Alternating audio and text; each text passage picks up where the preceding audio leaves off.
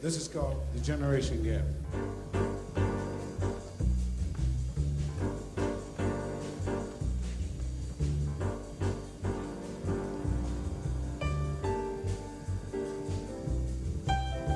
It seems that parents are talking their kids' language more, perhaps, because of text messaging, right? I think, yeah.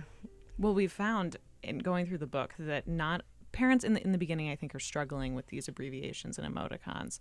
And we have an entire section of the book called Noobs, which, highlights some of those errors.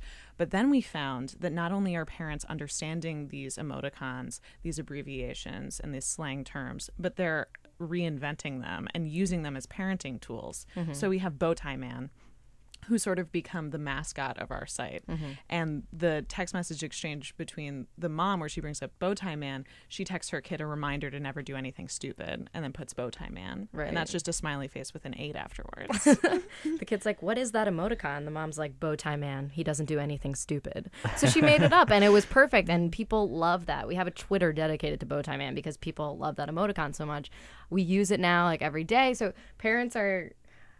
And there's a whole glossary section. Yeah, I love the glossary in the back because you do need some help in understanding what these emoticons are, like Happy Penguin, really? Happy Penguin? Happy Penguin is great. There's a cheerleader. My favorite is an abbreviation for Starbucks, which is an asterisk, and then 2 money signs. Do you think the generational divide is closing because of texting and our new technologies?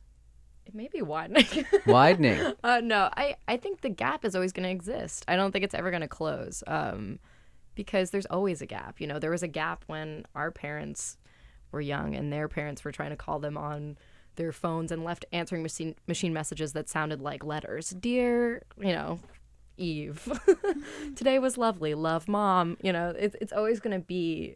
There's always going to be a divide.